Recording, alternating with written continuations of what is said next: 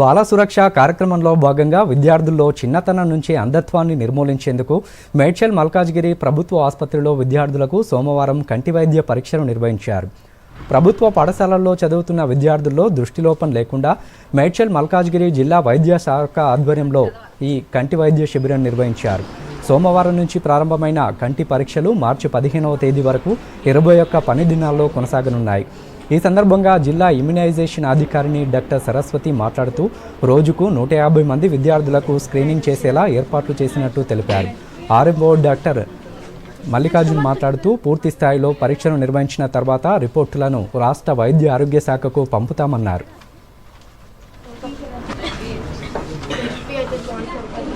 ఈరోజు మన district hospital మల్కాజ్గిరిలో ఈ స్కూల్ పిల్లలందరికీ కూడా మన డిస్ట్రిక్ట్ సంబంధించిన పిల్లలందరికీ కూడా ఈ కంటికి సంబంధించిన దృష్టిలోకి సంబంధించిన ఎగ్జామినేషన్స్ అన్నీ ఇక్కడ చేస్తున్నాము. దీనికి సంబంధించిన ఆర్బీఎస్కే టీమ్ అనేది దానికి సంబంధించిన డాక్టర్స్, ఆప్టోమెట్రిస్ట్ అండ్ ఆప్థమాలజిస్ట్ కలిసి ఇక్కడ మనకి పిల్లలకి అందరికీ ఐ స్క్రీనింగ్ చేసి దృష్టికి సంబంధించిన ఏమైనా లోపాలు ఉంటే అవి సరిచేయడానికి దానికి సంబంధించిన కంటికి సంబంధించిన స్పెక్టకిల్స్ కానీ ఏమైనా సంబంధించిన మెడిసిన్స్ కానీ ఇక్కడ పంపిణీ చేయబడుతుంది. సో దీని అందరూ సద్వినియోగం చేసుకోవాలని పిల్లలు